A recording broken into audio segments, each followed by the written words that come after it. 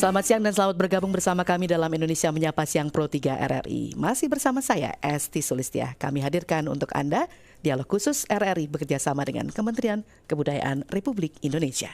Kita ikuti dialog khusus bersama Kementerian Kebudayaan dengan tema peran penghayat dalam meningkatkan eksistensi kepercayaan terhadap Tuhan Yang Maha Esa.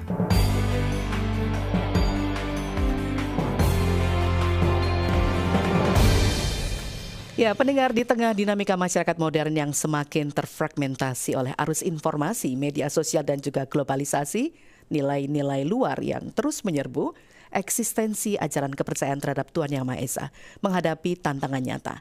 Namun demikian, komunitas penghayat kepercayaan hadir mengakar kuat dalam kearifan lokal, spiritualitas Nusantara, dan juga nilai-nilai budaya bangsa. Data dari Kementerian Pendidikan dan Kebudayaan Riset Teknologi tercatat ada lebih dari 250 organisasi penghayat tersebar di berbagai wilayah Indonesia. Nanti kita konfirmasi soal itu. Nah, tapi yang jelas pada kesempatan sore hari ini kami akan membahasnya lebih jauh dalam memahami bagaimana peran dari Majelis Luhur Kepercayaan Indonesia MLKI dan juga eksistensi kepercayaan terhadap Tuhan Yang Maha Esa di tanah air. Karena kami akan membahasnya bersama dengan beberapa narasumber. Tapi saya ingatkan nanti Anda juga bisa bergabung bersama kami untuk langsung bertanya, boleh. Atau mungkin Anda juga akan sharing bersama kami untuk menyampaikan pertanyaan di 021-352-3172 atau di 021-384-4545. Bisa juga melalui WhatsApp ya di 081-399-399-888. Sudah hadir di Studio Pro 3 RRI di Medan Merdeka Barat 45 Jakarta. Ini jauh-jauh dari Surabaya.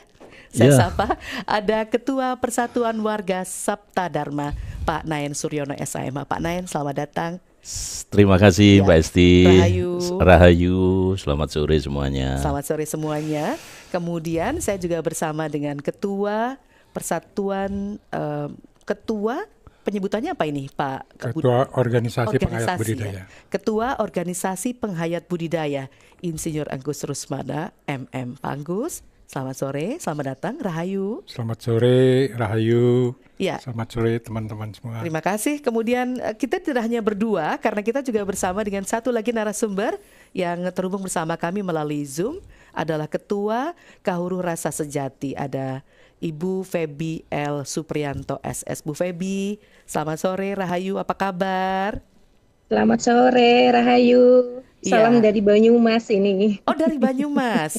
Jadi kita beragam nih, ada dari Banyumas, dari Surabaya, dari Bandung. Dari Bandung. Dari Bandung. Kita berkumpul bersama di Pro 3. Baik, Bu Febi, nanti kita akan berbincang juga dengan Bu Febi, tapi saya akan ngobrol dengan Pak Naen dan juga dengan Pak Angkus di studio terlebih dahulu, Bu Febi ya. Siap, baik. Ya, saya ke Pak Naen dulu. Ini kalau kita bicara soal kepercayaan terhadap Tuhan Yang Maha Esa, sebenarnya ada banyak hal yang mungkin publik juga perlu tahu gitu ya. Tapi kami ingin mengenal tentang organisasinya. Kalau tadi di data yang kami terima kan ada ternyata lebih dari 250 organisasi penghayat. Angkanya sebanyak itu atau bahkan lebih, Pak? Ya, jadi kalau tahun 70 sampai 80-an organisasi penghayat kepercayaan di Indonesia itu jumlahnya hampir lebih kurang 400-an. Tapi tambah tahun itu tambah menurun. Kalau nggak salah sekarang 178 organisasi, Mbak Esti. Itu karena apa? Beberapa organisasi bergabung atau gimana, Pak? Enggak, jadi 178 organisasi itu punya paguyuban masing-masing ya. Seperti ini Pak Angkus Budidaya, saya Sabta Dharma, terus Mbak Febi dari Banyumas begitu. Ini sendiri-sendiri. Lah di Indonesia kalau sekarang 178 itu tingkat nasional, artinya sendiri-sendiri, masing-masing itu mempunyai organisasi sendiri penghayat kepercayaan begitu Mbak Esti. Apa kemudian yang kita tidak berusaha mencari perbedaan, tapi yang menjadi ciri khas dari masing-masing ini? Saya minta cerita dari Sabta Dharma dulu ini. Ya, kalau ciri khasnya penghayat kepercayaan itu sebenarnya sama ya. Ada 3 hal yang sama. Yang pertama tentang sangkan paraning tumati, terus manunggaling kaulolan Gusti, memayu ayu bawono. Artinya ketiga prinsip ini semua penghayat kepercayaan ada.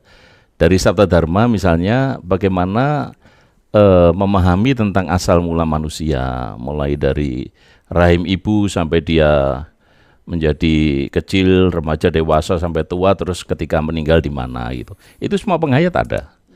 Terus tentang manunggaling kaulolan Gusti, bagaimana seseorang manusia itu bersujud kepada Tuhan yang Maha Esa, lah itu ada ciri khasnya masing-masing. Tetapi prinsip dari konsep manunggaling kaulolan Gusti, menyatunya badan alus kita dengan Tuhan, itu ada semua.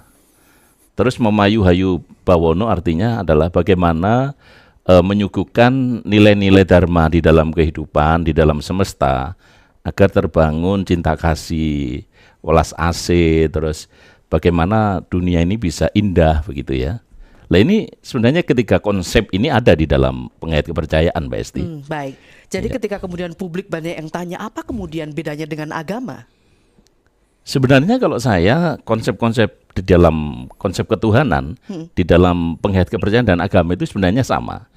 Cuman permasalahannya adalah bahwa kalau agama itu kan sudah ada aturan tentang harus ada nabi, harus ada kitab, harus ada tempat ibadah, harus ada pengakuan dunia internasional dan ada hal lain.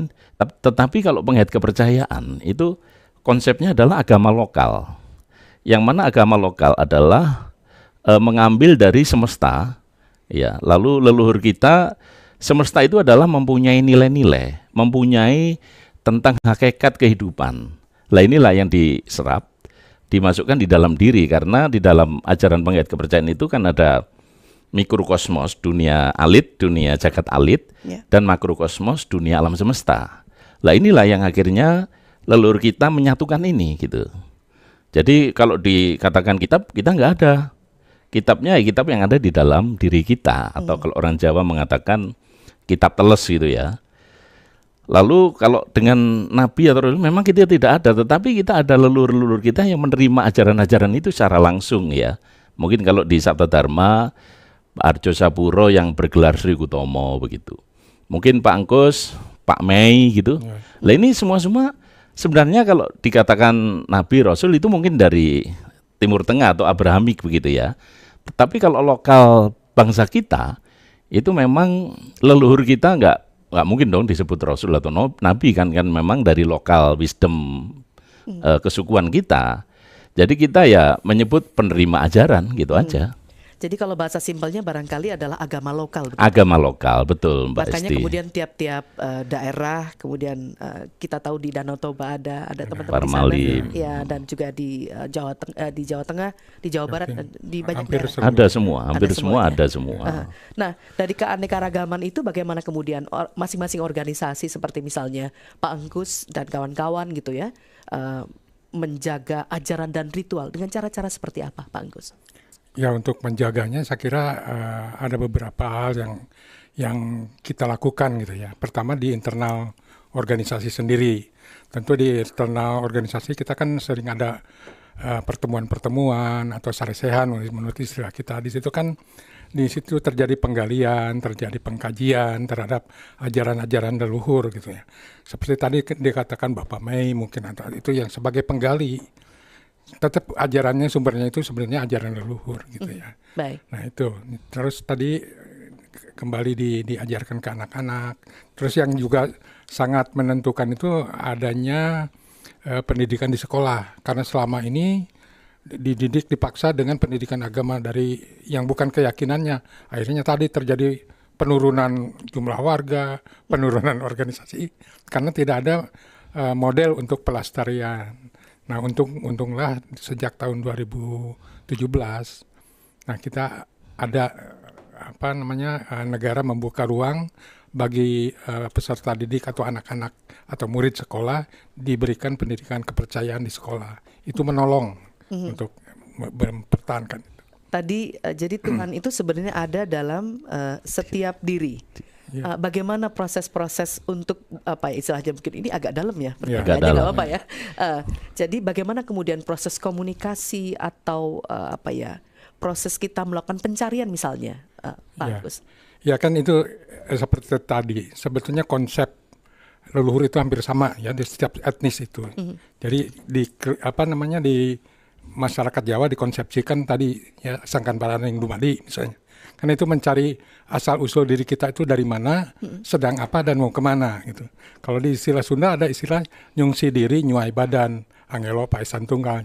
Nyungsi diri itu kan berarti meneliti diri, menyuai badan itu menguai. Pokoknya dicari gitu. Dicari di situ ditelisik. karena ada istilah juga kan mencari Tuhan jangan keluar diri tapi harus ke dalam diri gitu. Yeah. Nah disitulah akan ketemu hakikat dari kuasa Tuhan itu, mana kuasa Tuhan dan mana diri kita gitu. Di situ sebetulnya. Makanya dalam konsep ajaran leluhur sebetulnya Tuhan itu ada di mana-mana. Jadi bukan hanya ada di dalam manusia, tapi di hewan, di tumbuhan, di alam semesta. Itu kan makanya ada istilahnya ketuhanan yang Maha Esa. Artinya semua juga terunsuri oleh Tuhan. Gitu. Baik. Saya juga pengen dengar suaranya Mbak Feby nih. Tadi sudah sempat ada senyumnya sedikit tadi.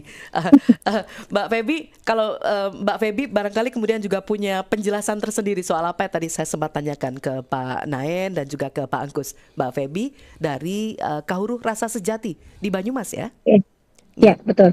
Seperti yang sudah disampaikan oleh Pak Naen dan Pak Angkus juga, konsep dari ajaran kepercayaan terhadap Tuhan Yang Maha Esa, kami di Kahuruh Rasa Sejati itu sama ya, karena kami berdasar kesukuannya adalah Jawa, terkait dengan Sangkan Paraning Dumadi, Memayu Haining Bawono, dan juga Manunggaling Kawula Gusti. Untuk melengkapi tadi dari Pak Angkus, gimana caranya kita untuk menggali ajarannya itu. Jadi kita secara kontinu gitu ya melakukan sarasehan Mbak Esti. Sarasehan dan di dalam ruang sarasehan ini kita saling ngangsu kawruh gitu. Ngangsu kawruh antara satu dan yang lainnya.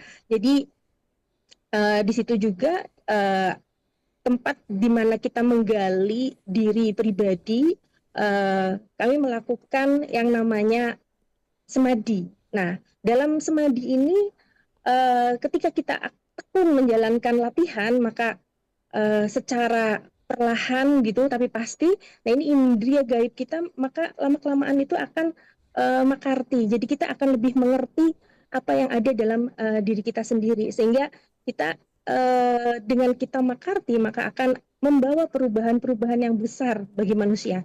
Jadi hidup kita lebih terarah, hati nurani kita itu lebih terbuka gitu untuk bisa menyesuaikan dengan alam sehingga kita bisa memayu hayuning bawono. Dan selama ini bagaimana kemudian Anda dan komunitas menunjukkan eksistensi itu di tengah publik yang mungkin juga perlu untuk terus diliterasi nih Mbak Feby?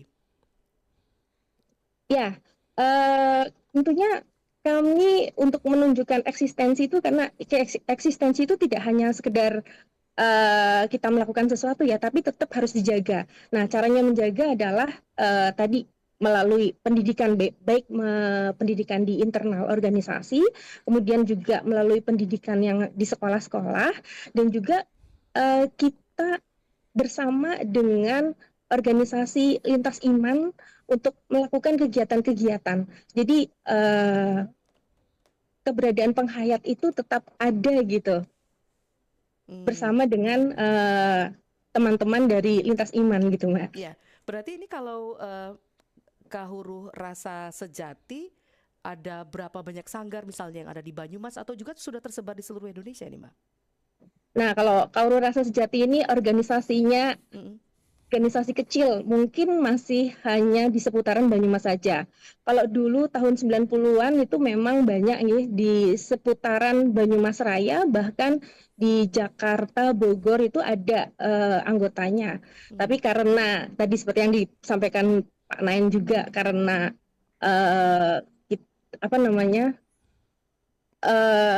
penyusutan gitu ya. Penyusutan dan juga orang-orangnya banyak yang sudah tua kayak gitu, kemudian regenerasinya kurang, sehingga organisasi kami sekarang masih kecil sekali gitu loh.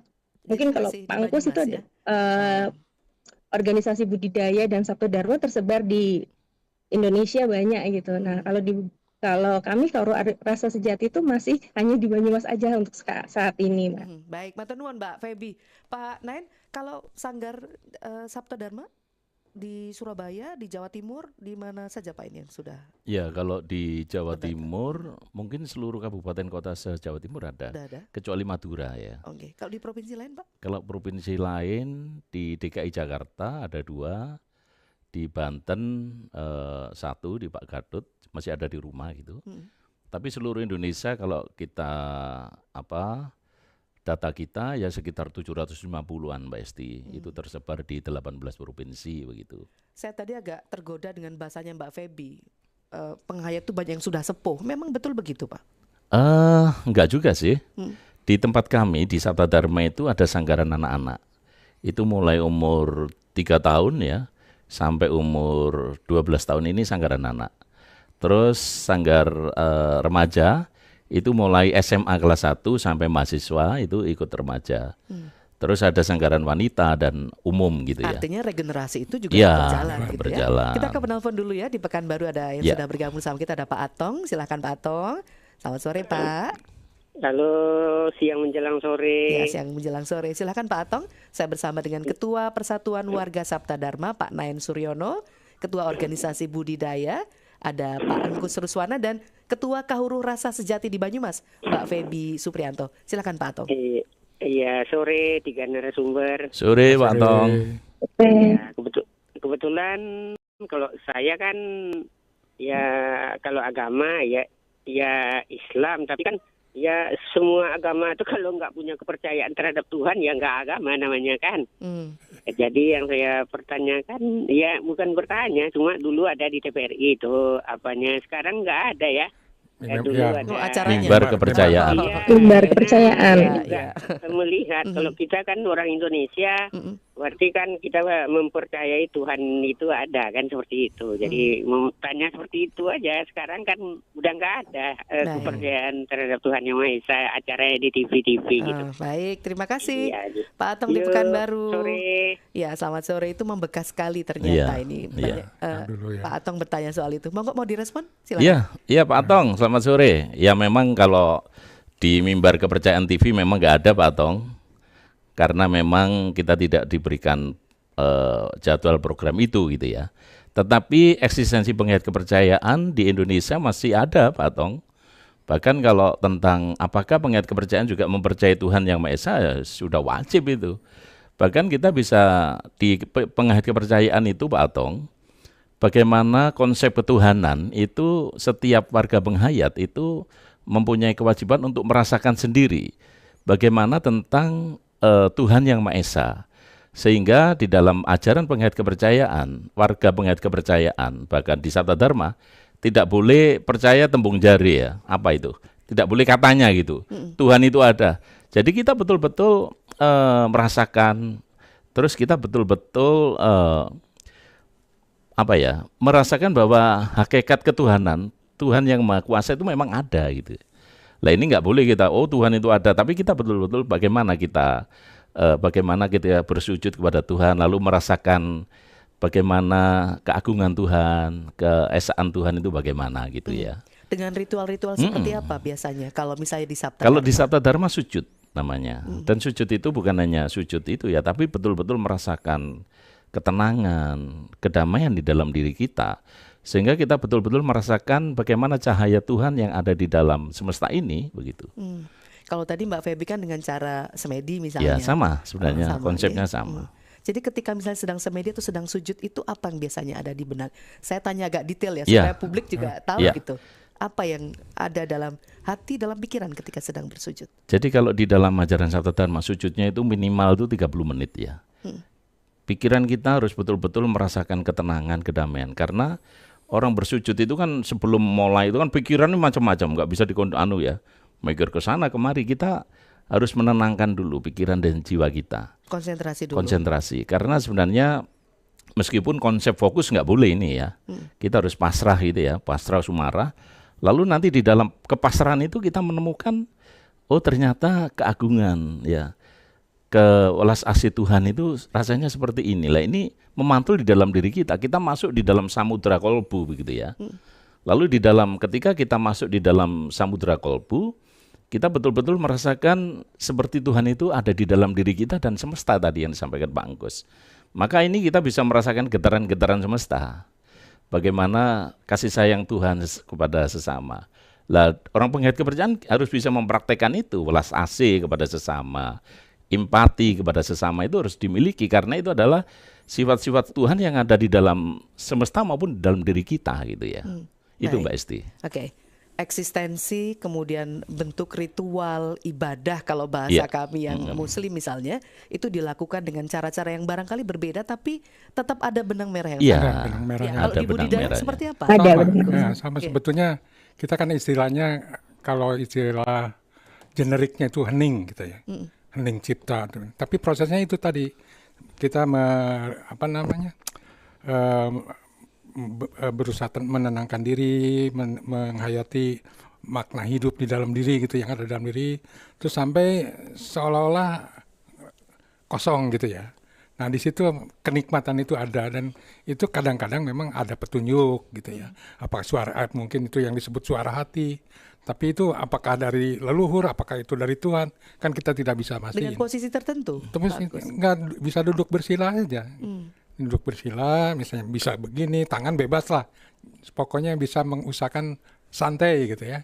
Santai, kita hening, kita coba endapkan semua gitu. Nah itu.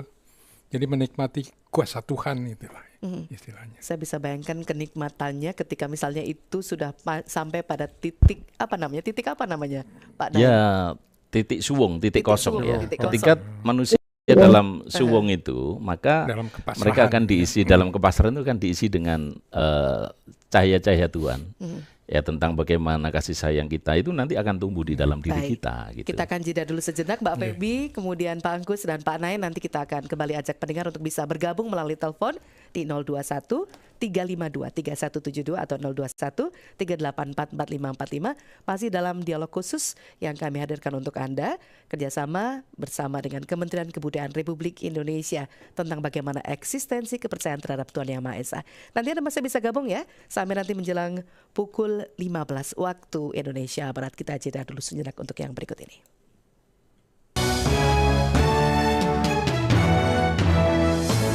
Pro 3, Jaringan Berita Nasional. Anda masih bersama kami dalam dialog khusus RRI dengan Kementerian Kebudayaan Republik Indonesia, masih dalam topik bahasan seputar eksistensi kepercayaan terhadap Tuhan Yang Maha Esa bersama 3 narasumber saya yang masih tersambung melalui Zoom. Ada Mbak Feby L. Supriyanto SMIP. Ini adalah Ketua Kahuru Mohon maaf, Rasa namanya Sejati. clear. Supriyono. Oh Supriyono, oh siap Mbak Feby L. Supriyono. Terima kasih Lebih Lestari koreksinya. Supriyono. Angge, Mbak Feby Supriyono. Tapi panggilannya Mbak Feby kan? Betul ya? Siap. Dari Kahuru Rasa Sejati di Banyumas, kemudian Insinyur Engkus Ruswana MM, Ketua Organisasi Budidaya, dan juga jauh-jauh dari Surabaya, Pak Nain Suryono SHMH ini, Ketua Persatuan Warga Sabta Dharma. Nah, Anda bisa bergabung pendengar untuk pertanyaan, boleh silakan. Anda bisa sharing juga bersama kami seputar topik ini 021 352 3172 atau 021 384 4545. Kalau mau gabung lewat WA boleh silakan di 081 399 399 888. Nah, ada satu hal yang saya pengen tanya sebenarnya kalau ketemu sama Bapak Ibu penghayat ini. 2 minggu yang lalu saya ketemu dengan Bu Retno, dengan Mas Khairul ya. Iya. Itu dari Cikarang. Itu selalu ada atribut gitu, termasuk Pak Nain kan juga gitu pakai blangkon, terus Pak Angkus sih pakai apa nih namanya Pak Angkus? Ikat kepala. Ya, ikat kepala. Ya. Apakah memang tiap-tiap organisasi punya ciri khasnya masing-masing? Ya sebenarnya kembali lagi bahwa kami adalah agama lokal, ya maka kami juga harus melestarikan budaya lokal, termasuk pakaian-pakaian, atribut. Biasanya kami kalau Sarasen gitu ya pakai blangkon gitu ya.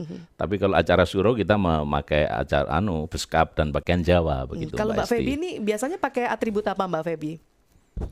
Pakaian Jawa tetap karena kami dari Jawa nih. Nggih. Pakai kebaya dan kain tentunya. Oh, kalau sekarang ini saya kebetulan masih belum bisa lihat Zoom nih, ini pakai apa ini?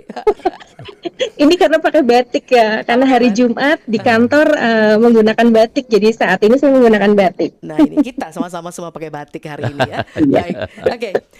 Mbak Feby tadi sempat disinggung soal regenerasi. Sabta Dharma tadi ada regenerasi, sudah punya Iya. sanggar yang juga untuk anak-anak, juga untuk remaja. Bagaimana dengan Anda dan kawan-kawan di Banyumas untuk regenerasi ini? Ya, untuk regenerasi memang ini merupakan tantangan yang sangat besar ya, terutama untuk organisasi kecil seperti kami. Karena sebelumnya itu kalau menurut yang tua-tua dulu gitu ya, para sesepuh itu menyampaikan bahwa ajaran ini hanya untuk orang tua saja. Nah, sedangkan untuk perempuan dan juga anak-anak itu belum dikelola dengan baik. Saya sangat senang sekali seperti yang disampaikan Pak Naen tadi bahwa di Sabta Dharma itu sudah sangat settle ya, sistemnya sudah bagus gitu untuk regenerasinya. Nah, di organisasi-organisasi kecil seperti kami ini masih berjuang gitu. Perjuangan kami adalah yang pertama justru malah ke kesetaraan gender gitu ya. Bagaimana bahwa perempuan itu juga memiliki hak yang sama gitu di kepercayaan ini. Jadi kita juga sama-sama bisa sama-sama berhak untuk menggali ajaran leluhur gitu. Nah, kalau dulu itu ibu-ibu hanya masak aja di di dapur gitu, sedangkan yang kumpul atau sarasehan itu hanya bapak-bapaknya saja gitu, dan anak-anak tidak pernah diikutkan. Nah, untuk periode kali ini gitu, saya menjadi ketua Kaul Rasa Sejati itu sejak tahun 2024, jadi mungkin pengalaman saya belum banyak gitu. Nah, dalam sarasehan itu kami libatkan anak-anak dan ibu-ibunya kami ajak gitu. Jadi bukan hanya bapak-bapaknya saja yang kumpul, tapi ibu-ibunya juga diajak. Kemudian anak-anaknya, dan juga melalui penguatan pendidikan itu kami sudah mulai berjalan di Kabupaten Banyumas. Tidak hanya Kaul Rasa Sejati saja, kami juga mensosialisasikan ke organisasi-organisasi yang lain bahwa pendidikan di Kabupaten Banyumas untuk kepercayaan itu sudah bisa dilayani baik di tingkat SD, SMP, SMA, bahkan di perguruan tinggi. Dan juga kami ini mensupport ke anak-anak untuk bisa mengikuti kegiatan-kegiatan yang tidak hanya di organisasi kepercayaan saja, tapi melibatkan ke organisasi lintas iman. Bahkan kemarin saya ikutkan anak-anak ke kegiatan Komnas HAM gitu, terus anak-anak kemah lintas iman itu untuk agar mereka bisa merasa percaya diri bahwa oh ya, saya sebagai perwakilan dari penghayat kepercayaan. Oke. Tapi sudah tidak ada lagi praktek diskriminasi kan? Sejauh ini sih sudah tidak ada, tinggal penguatan ke internal dari penghayatnya, karena masih banyak yang belum percaya diri. Oke, kira-kira apa yang bikin belum percaya diri? Mungkin ini ya, diskriminasi di masa lampau ya, yang bahkan di penghayat dikatakan bukan agama, kemudian juga tidak bertuhan. Nah, itu yang kadang-kadang membuat anak-anak atau warga itu tidak percaya diri di lingkungannya gitu. Nah, ini pentingnya adalah penguatan. Oke.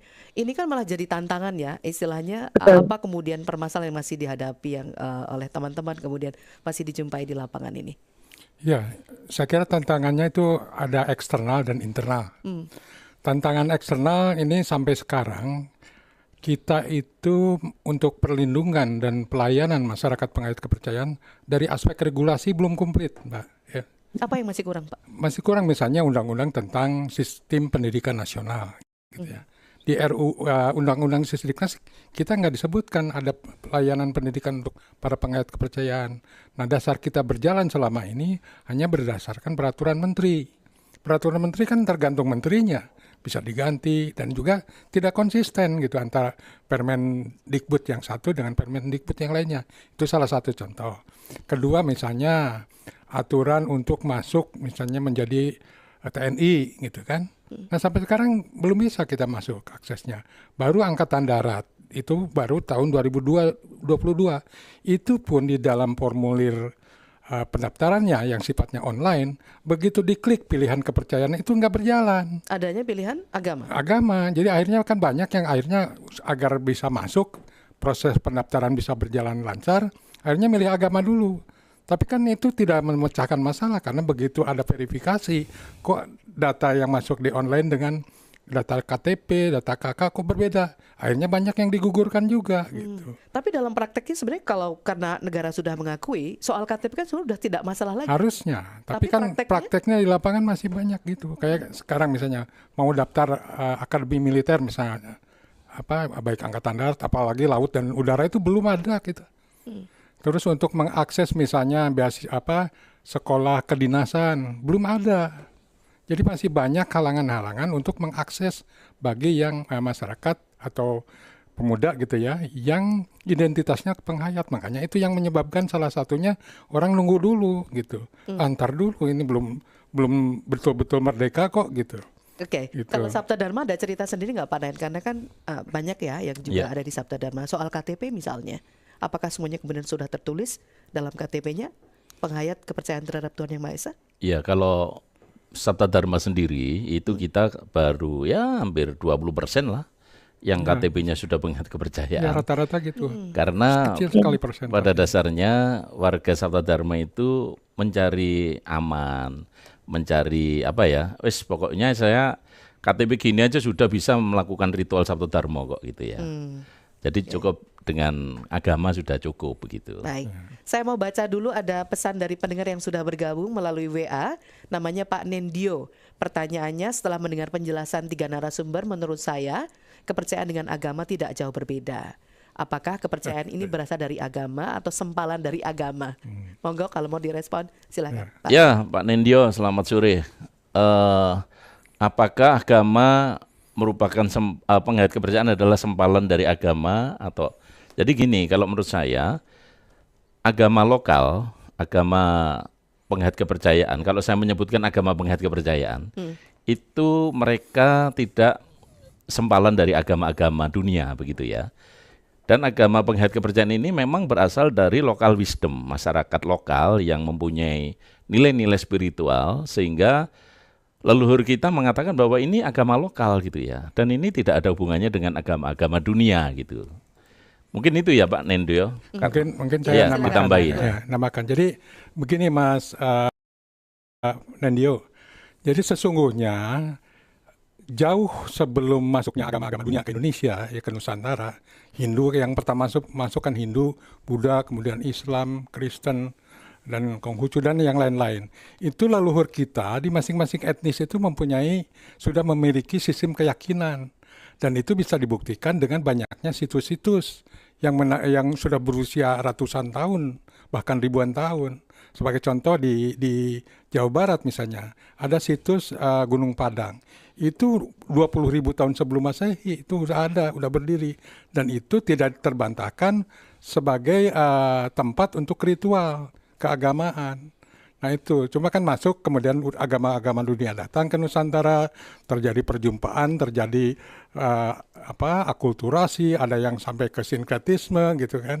Nah itu terjadi itu karena proses penjumpaan kan pasti ada saling mempengaruhi, apalagi ada dominasi, ada hegemoni, sehingga agama-agama leluhur, agama-agama etnis itu terpinggirkan gitu.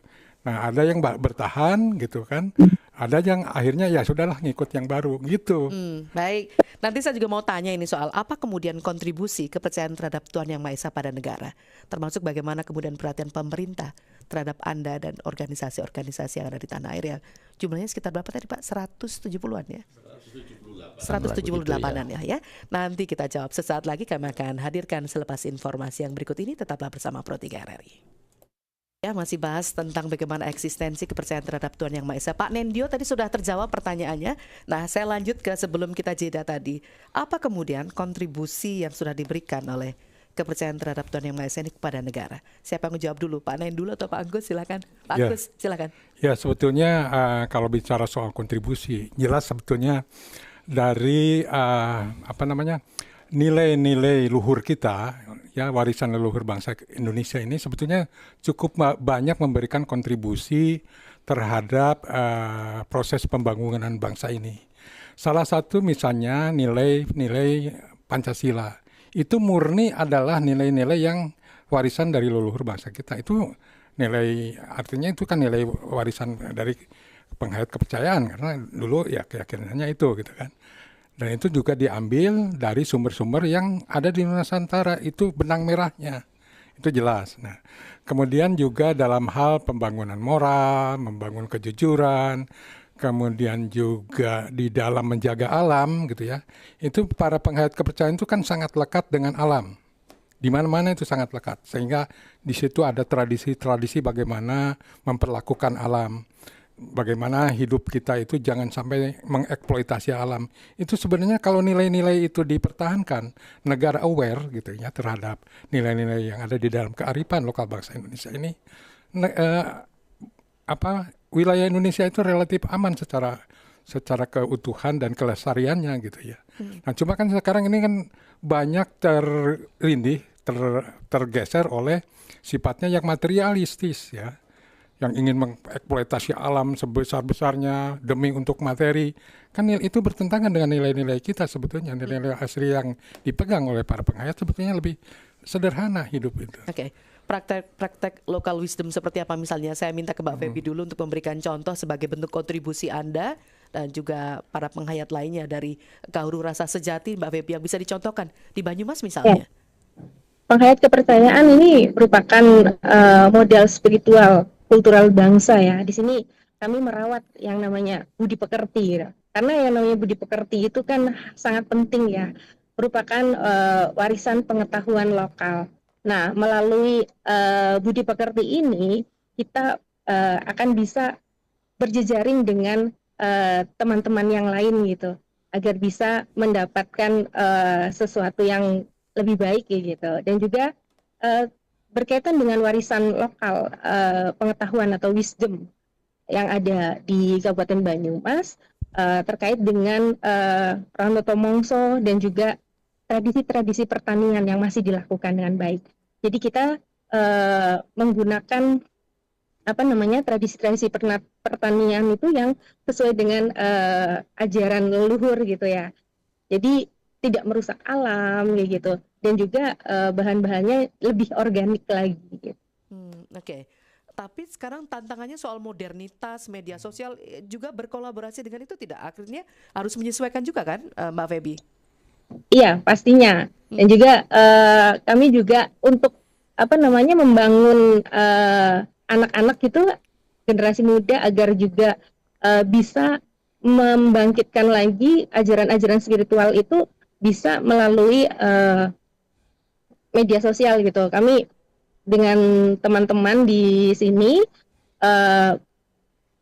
belajar untuk menggunakan konten-konten gitu, membuat konten terkait dengan ajaran-ajaran spiritual gitu. Baik, terima kasih Mbak Febi, itu kisah di Banyumas.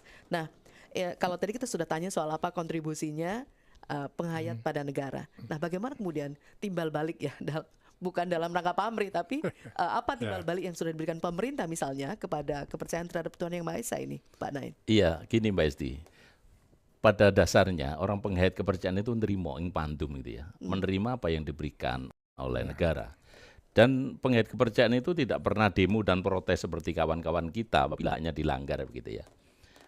Dengan adanya timbal balik, sebenarnya kita itu sudah menerima dengan adanya pemberian hak penghayat kepercayaan. Sekarang pendidikan boleh, terus perkawinan boleh, ya, terus penyebutan KTP dalam penghayat kepercayaan itu boleh. Sebenarnya ini adalah pemberian negara kepada kita. Ya, meskipun masih ada hal-hal yang kadang-kadang di daerah-daerah tertentu itu masih ada larangan-larangan gitu ya. Larangan apa misalnya? Misalnya di daerah yang saya temui, daerah Brebes ini. Di sana itu makam-makam itu nggak boleh penghayat kepercayaan, gitu terus kan. dimakamkan di mana? Ini pernah kejadian Mbak Esti, ada warga kami yang sudah jenazahnya diangkat di makam umum. Ternyata di situ dulu leluhur kita boleh, tapi akhirnya ada pendatang baru yang ini melarang. Akhirnya kita ngalah, kita makamkan di rumah. Ya, ini terjadi di ada dua kasus di Brebes ya. Bahkan satu di Indramayu. Jadi seperti itu, kita itu ngalah ya, yang penting penghayat kepercayaan itu damai gitu kan. Sehingga kita tidak mempermasalahkan hal semacam itu. Jadi yang namanya trimo ing pandum itu ya nggak apa-apa lah. Yang penting kita nggak ada konflik kan gitu ya. Yang kita harapkan adalah harmonisasi dalam kehidupan gitu. Sehingga kalau tadi apa sih pemberian negara pada kita? Ya, sekarang diberikan undang-undang tentang dispenduk itu, KTP dan lain, adminduk dan lain sebagainya. Kita bersyukur, terima kasih. Artinya itu adalah perwujudan daripada negara mengakui haknya penghayat kepercayaan. Tapi itu. namanya masih ada catatan soal bagaimana kemudian literasi kepada publik tentang bagaimana kepercayaan terhadap Tuhan Yang Maha Esa. Ada pesan apa untuk publik? Ya kalau menurut saya sih memang tadi dan masyarakat awam melihat penghayat kepercayaan itu kira-kira senangannya klinik gitu kan, senangannya hal yang mistik, dukun dan lain sebagainya, pokoknya yang berbau-bau gitulah ya. Sehingga kewajiban kita adalah ayo apabila masyarakat mungkin tidak tahu apa itu hakikat penghayat kepercayaan, silakanlah. Kita sudah punya website gitu kan, MLKI gitu ya.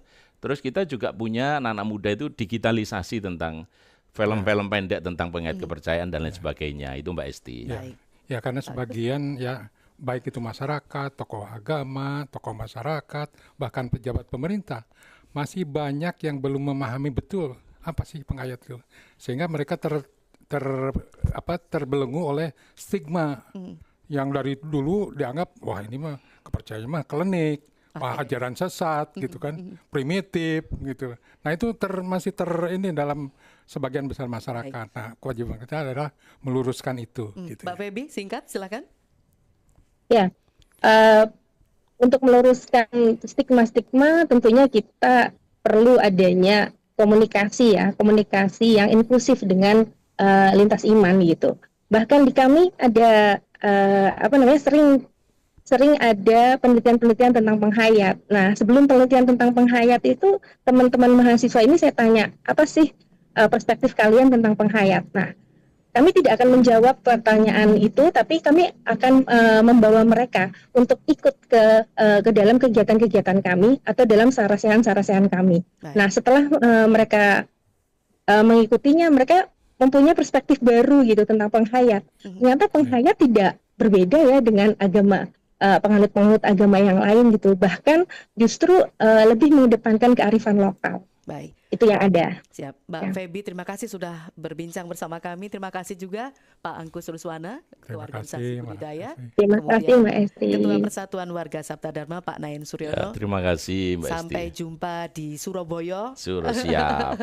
Nanti saya siapkan rujak cingur. Rujak cingur ya. Terima kasih Pak Angkus, terima kasih Mbak Feby. Sampai ketemu di Banyumas Mbak Feby. Iya Mbak Esti. Mari selamat sore, Rahayu untuk Anda semua. Demikian tadi perbincangan kami bersama dengan 3 narasumber dalam program Dialog Khusus yang sudah kami suguhkan untuk Anda pendengar Pro 3 RRI. Demikian telah kita ikuti Dialog Khusus bersama Kementerian Kebudayaan dengan tema Peran Penghayat dalam Meningkatkan Eksistensi Kepercayaan Terhadap Tuhan Yang Maha Esa.